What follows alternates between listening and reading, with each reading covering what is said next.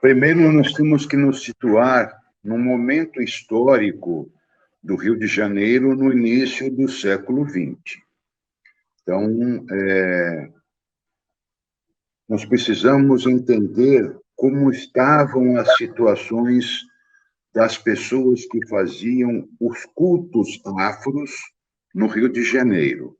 Temos que entender a pequena África, temos que entender as trocas que existiam entre os estados, especialmente da Bahia, Espírito Santo e Rio de Janeiro, dessas conexões que havia. Temos que voltar também no tempo para falarmos da cabula, que a cabula era um rito, uma religião que era praticada no Espírito Santo e no interior da Bahia, que nós pouco abordamos, e depois falarmos da macumba carioca. Então, todo esse caldeirão cultural, caldeirão religioso que existia no Rio de Janeiro, era a marca das tradições do nosso povo, do povo preto que habitava o Rio de Janeiro. Então, o Rio de Janeiro acabou sendo um caldeirão de cultura de diversas localidades, tanto do Brasil quanto da África. Então, quando eu vou falar de Omolocô, eu vou ter que tentar entender o que essa palavra é. Bom, você vai encontrar inúmeras definições sobre a palavra Omolocô. Se eu pensar na palavra Oman, do Yorubá, que quer dizer filho, e Okô, como orixá, Okô, ou a fazenda, então seria os filhos da fazenda, no sentido de que o Omolocô era uma prática feita às escondidas em locais de difícil acesso para se manter escondido da perseguição feito pelo Estado, hein? Não é o Estado, pode ser a monarquia ou depois o Estado mesmo. Então, para se proteger, inclusive, da perseguição dos próprios senhores de engenho, então, uma prática que era feita às escondidas. Também a palavra Okô, nós vamos ao passado, quando eu falava em terreiro, que nós até usamos até hoje essa denominação, por que nós falamos em terreiro? Porque a palavra terreiro sempre foi utilizada para dizer do espaço onde, nas chácaras, sítios e fazendas, era aquele espaço que não tinha mato, geralmente era uma gramínea que havia, e onde as pessoas circulavam. Então, era próximo à casa, não tinha uma construção e era de barro, não tinha nenhuma cobertura. Então, isso era o terreiro da casa. Então, tem a casa e tem o terreiro. Então, a prática era feita no terreiro. Então, ou roça. Então, pode dizer que esse Okô do Yorubá, fazenda, ou do próprio orixá Okô, que é o orixá da agricultura, pode ser isso. A outra questão é que pode ser Oman, também filho, ainda em Yorubá, de Iroko, mas com a palavra já com a troca cultural entre o povo Jeje, que o Iroko do Yorubá, a árvore Iroko, se torna a divindade Loco do panteão do Jeje, que é um Vodum. Loco é um Vodum. Então, também pode ser que a palavra Oman, Loco, que seria filho de Loco. Loco é um Vodum importante na tradição Jeje. Então, todas essas trocas podem ser dadas para dar a razão da palavra Omolocô. Alguns também dizem que a palavra Omolocô está ligada ao povo louco, que está dividida em tribos menores entre os rios Mitombo, Benue e Níger, no litoral de Serra Leoa. Então, também pode ser que são os filhos dessa região. Qual que é? A gente não sabe. Sempre serão essas discussões quem falou, quem não falou, e assim vai. Então, cada um vai trazer uma forma de falar o que é o Molocô. Ney Lopes, que é um grande pesquisador da tradição bantu, da tradição iorubá, em especial no Rio de Janeiro, diz o seguinte, aspas, que o Molocô seria um antigo culto bantu, cuja expansão se verificou principalmente no Rio de Janeiro, na primeira metade do século XX. O nome liga-se provavelmente ao quimbundo Moloco, juramento, ou ao Suto, outra língua, Moloco, genealogia, geração, tribo. Na Angola pré-colonial, ainda continua Ney Lopes, Ngangaiá Moloco era o sacerdote encarregado da proteção contra os raios. Então, isso que Ney Lopes escreve está no seu livro chamado Enciclopédia Brasileira da Diáspora, então, da diáspora africana. Então, nós temos diversas definições para falar de Omolocô. Inclusive, há pessoas que dizem que o Molocô é uma coisa e Umbanda Omolocô também é outra, que são coisas diferentes. Eu não posso dizer se são separadas ou se não separadas. Eu tenho que entender o seguinte, voltando na história, quando os nossos avoengos, em especial aquele que fala muito da Umbanda Omolocô, que é Tata Tancredo foi a pessoa que fez a revolução no Rio de Janeiro contra o embranquecimento da Umbanda, contra o embranquecimento dos cultos afro que existiam no Rio de Janeiro, em especial contra a chamada Umbanda Branca e Demanda, que era a Umbanda praticada na tenda Nossa Senhora da Piedade, tenda espírita Nossa Senhora da Piedade. Então, esse embranquecimento cada vez maior, em que os orixás foram dissipados, não existia mais a figura do orixá ou do enquice ou do vodum, as divindades típicas dos panteões dos povos que vieram para o Brasil, não havia, e os santos ocupavam esse espaço, sempre brancos. A retirada de qualquer ritualística utilizando o atabaque, não utilizando bebida alcoólica, não utilizando o charuto, não utilizando o cigarro, o tabaco no geral. Então, a crítica que Tancredo começou a fazer no final dos anos 40 do século XX, ela foi sendo repetida. Ele criou uma confederação específica de Umbanda para fazer frente a essa confederação criada para assistir às casas, ao centro espíritas de Umbanda, porque era esse o nome que existia. A Umbanda era chamada de Espiritismo de Umbanda, porque a ideia é que a Umbanda era algo espírita. E Tancredo era demasiadamente contra isso. Então, ele dizia que nos terreiros tinha que haver o toque de atabaque, o uso de cantos em língua africana, que deveria haver sacrifício de animais e que o embranquecimento que estava sendo processado na Umbanda estava terminando com as suas raízes.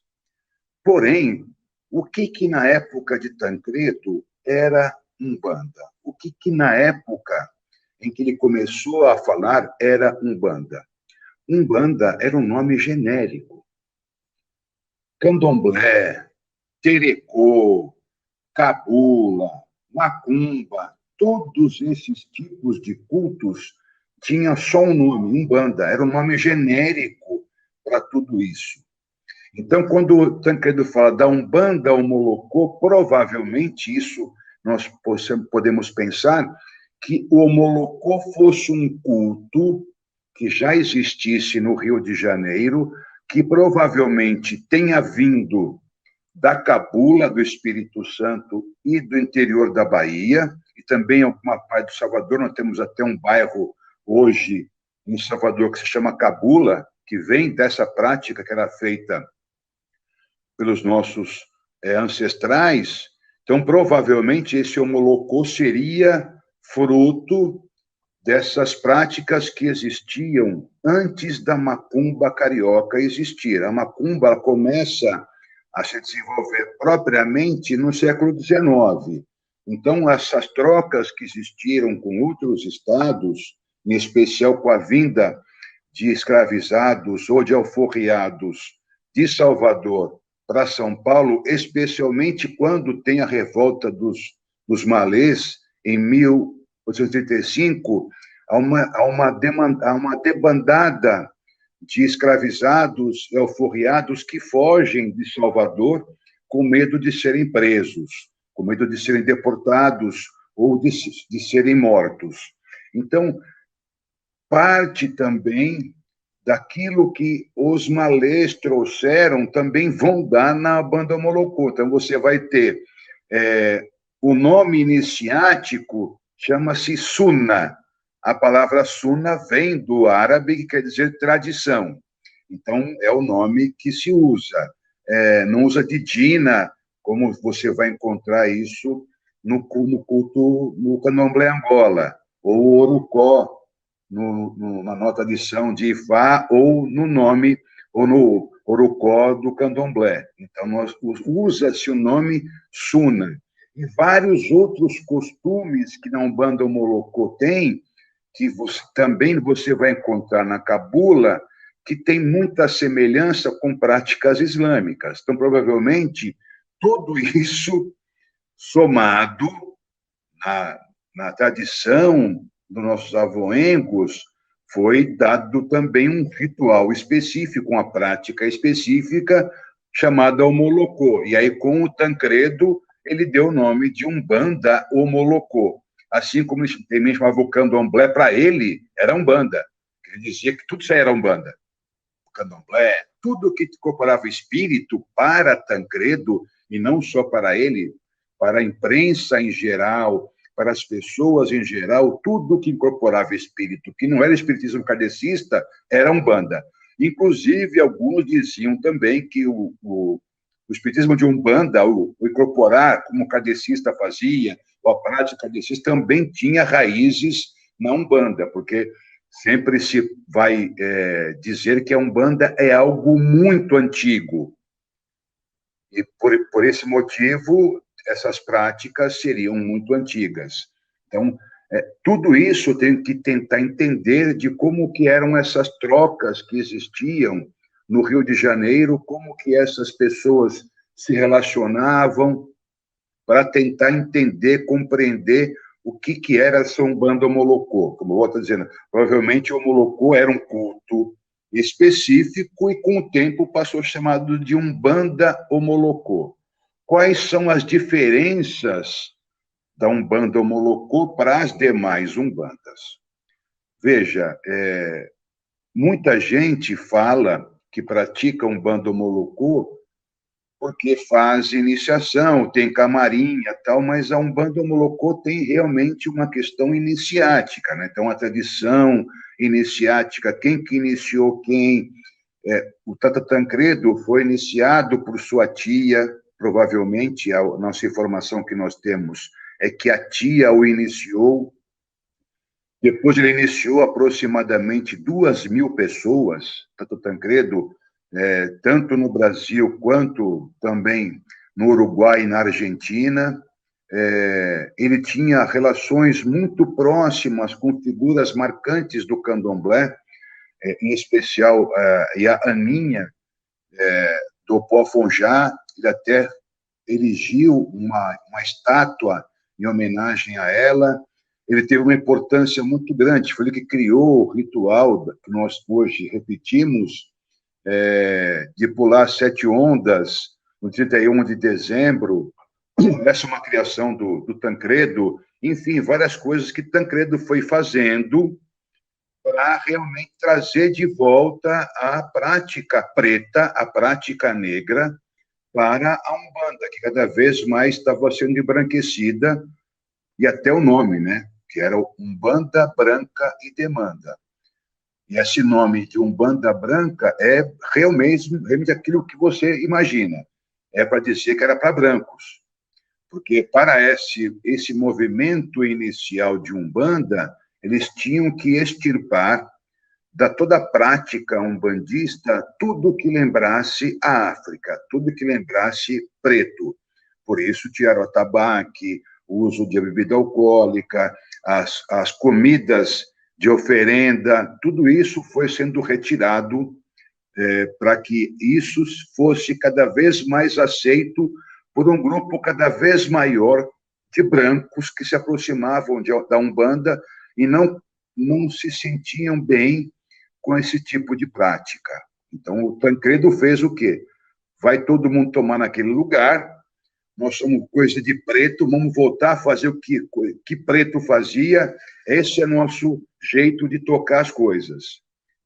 Em razão disso, ele foi completamente massacrado por muita gente, em especial as pessoas que queriam tirar qualquer ideia de africanidade na Umbanda.